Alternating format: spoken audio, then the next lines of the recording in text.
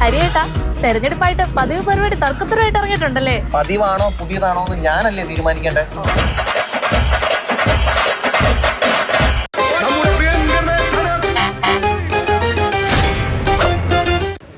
നമസ്കാരം. തൃക്കാക്കരയിലാണ് ഇന്നുള്ളത്. കൊച്ചി കോർപ്പറേഷൻ ചൂടേറിയ തിരഞ്ഞെടുപ്പ് പോരാട്ടത്തിന് ഒരുങ്ങി നിൽക്കുകയാണ്. നമുക്കറിയാവുന്നതാണ്, കോൺഗ്രസ് ഏറെക്കാലം കയ്യിൽ വെച്ച ഭരണമാണ്. അവിടെ നിന്ന് CPM അത് പിടിച്ചു വാങ്ങി എന്ന് പറയുന്ന നിലയ്ക്ക് നമുക്കറിയാം. നിയമസഭാ തെരഞ്ഞെടുപ്പാണെങ്കിലും കൊച്ചി മുതലാണ് കോൺഗ്രസ് വലിയ ആത്മവിശ്വാസവും മണ്ഡലങ്ങളും ഒക്കെ കിട്ടിത്തുടങ്ങുന്നത്. അവിടെയാണ് കഴിഞ്ഞ തവണ കോൺഗ്രസ് പോലും അന്താളിച്ചു പോകുന്ന തരത്തിൽ CPM ഒരു വലിയ അറ്റാക്ക് നടത്തിയത്. ഇത്തവണ എങ്ങനെയായിരിക്കും എന്നുള്ളതാണ് ഈ തദ്ദേശ പോരാട്ടം, എങ്ങനെയായിരിക്കും കൊച്ചി കോർപ്പറേഷൻ അടക്കം നടക്കുക എന്നുള്ളത് വലിയ ആകാംക്ഷയുള്ള കാര്യമാണ്. നമ്മളോടൊപ്പം പാനലിസ്റ്റുകൾ ശ്രീ വസന്ത് സിരേഖ് തെങ്ങുംപള്ളി കോൺഗ്രസിൽ നിന്ന്, അഡ്വക്കേറ്റ് KS അരുൺകുമാർ CPM-ൽ നിന്ന്, ശ്രീമതി പ്രിയ പ്രകാശ് BJP-യിൽ നിന്ന്, നമ്മളോടൊപ്പം തൃക്കാക്കരയിൽ നിന്നുള്ള നാട്ടുകാരും തത്സമയം ഈ ചർച്ചയിൽ ചേരുന്നുണ്ട്. എല്ലാവർക്കും ഒരിക്കൽ കൂടി സ്വാഗതം അറിയിക്കുന്നു. വസന്ത്, എന്താണ് പ്രതീക്ഷ? നിങ്ങൾക്ക് തുടരാൻ കഴിയുമോ ഇവിടെ? അല്ല, അങ്ങ് പറഞ്ഞതുപോലെ തൃക്കാക്കരയിൽ ഞങ്ങൾ തുടരും. പക്ഷെ ഞങ്ങളുടെ കയ്യിൽ നിന്ന് പിടിച്ചു വാങ്ങിയ കൊച്ചി കോർപ്പറേഷൻ ഉണ്ടല്ലോ, അവിടെ മടിച്ചാണ് വികസനം നടക്കുന്നതെന്ന് കേരളത്തിൻ്റെ ഹൈക്കോടതി 4 തവണയാണ് പറഞ്ഞത്.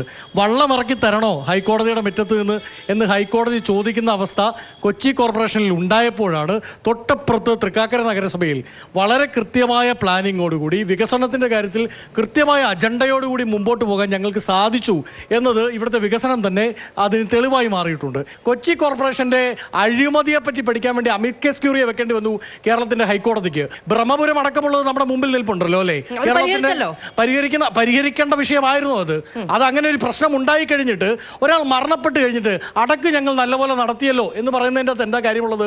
എന്നാൽ ഞങ്ങളുടെ ഒരു corporation councillor Deepthi Mary Varghese CSR fund ഉപയോഗിച്ചുകൊണ്ട് അവിടെ എങ്ങനെയാണ് മാലിന്യ സംസ്കരണ പ്ലാന്റ് നിർമ്മിക്കേണ്ടത് എന്ന് നിങ്ങളുടെ അടക്കം മുമ്പിലേക്ക് മാതൃകയായി വെച്ച് കാണിച്ചില്ലേ? ഏത് ഈ ബ്രഹ്മപുരത്തിന്റെ വിഷയമുണ്ടായി 8 മാസത്തിനുള്ളിൽ. അപ്പോൾ ഇത് കോർപ്പറേഷൻ ചെയ്യാൻ പറ്റാത്ത കാര്യമായിരുന്നില്ല. പക്ഷേ കോർപ്പറേഷൻ അത് അവർക്ക് വേണ്ടപ്പെട്ടവർക്ക് കൊടുത്ത ഈ പറയുന്ന എഗ്രിമെന്റുകളുടെ പുറത്ത്, കൊടുത്ത ടെൻഡറുകളുടെ പുറത്ത് അവസാനം കൂട്ടിയിട്ട് കത്തിച്ച് പാവപ്പെട്ട കൊച്ചിക്കാരെ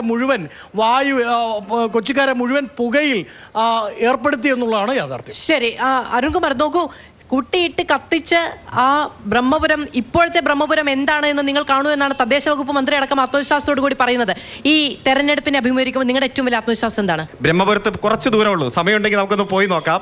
പകൽ പോലെ തന്നെയാണ് രാത്രിയും. അവിടെ ക്രിക്കറ്റ് കളിക്കാൻ പാകത്തിന് നല്ല പുൽത്തകടിയാണ്. പണ്ട് ആ കത്തിയ സ്ഥലമൊന്നും അവിടെ ഇല്ല. വളരെ മനോഹരമായി നമ്മൾ അതിജീവിച്ചിരിക്കുകയാണ്. ആ ഒരു മോഡൽ അതിൽ വസന്ത് ചോദിച്ചത് മരിച്ചു കഴിഞ്ഞാൽ അടക്ക് ഗംഭീരമാക്കിയാൽ മതിയാവും എന്നാണ്. അതായത് ഈ 5 വർഷത്തെ മാലിന്യം ആയിരുന്നില്ല. ഞാൻ പറയാം, ഈ 5 വർഷത്തെ മാലിന്യം അല്ലല്ലോ. അതിന് മുമ്പ് ഒരു 10 വർഷം ഉണ്ടായിരുന്നു UDF ഭരിച്ച് കുട്ടിച്ചോറാക്കി. ആ 10 വർഷത്തെ മാലിന്യമാണ് അവിടെ കിടന്ന് കത്തിയത് 2 വർഷം മുമ്പാ. ഇത് ഈ കോർപ്പറേഷൻ, ഞാൻ പറയാം, ഈ നഗരസഭ തൃക്കാക്കര, തൊട്ടപ്പുറ കളമശ്ശേരി, ഇതെല്ലാം ഭരിക്കുന്നത് കോൺഗ്രസ് തന്നെയാണ്. ഇവരുടെ എല്ലാം മാലിന്യം പേറിക്കൊണ്ടിരുന്നത് ഈ ബ്രഹ്മപുര എൻ്റെ മണ്ഡലം കൂടിയാണ്. അതിർത്തി അപ്പുറത്താണ്, മണ്ഡലത്തിലാണ് ഇത് കൊണ്ടുപോയി നിക്ഷേപിക്കാറ്. ഈ ശാശ്വതമായി ഈ പ്രശ്നം പരിഹരിച്ച് ക്രിക്കറ്റ് കളിക്കാൻ, ഫുട്ബോൾ കളിക്കാൻ പാകത്തിന് വളരെ മനോഹരമാക്കി ഇനിയും മുന്നോട്ട് പോകേണ്ട പദ്ധതികൾ നടപ്പാക്കിക്കൊണ്ടിരിക്കുന്നു. ആ പ്രശ്നവും ശാശ്വതമായി പരിഹരിച്ചു. 2 ഒറ്റ കാര്യം കൂടി, പട്ടിണിയില്ലാത്ത കൊച്ചി, 10 രൂപയ്ക്ക് സമൃദ്ധിയുടെ ഊണ്. ഒരാൾ പോലും പട്ടിണിയില്ല ഈ നഗരത്തിലേക്ക് വന്നാൽ. ഷീ ലോഡ്ജ്, ഒരു പെൺകുട്ടി അർദ്ധരാത്രി വന്ന് ഈ നഗരത്തിൽ ഇറങ്ങിയാൽ അവർക്ക് സുരക്ഷിതമായി താമസിക്കാം. കൊച്ചി നഗരത്തിൽ കോർപ്പറേഷന് തന്നെ.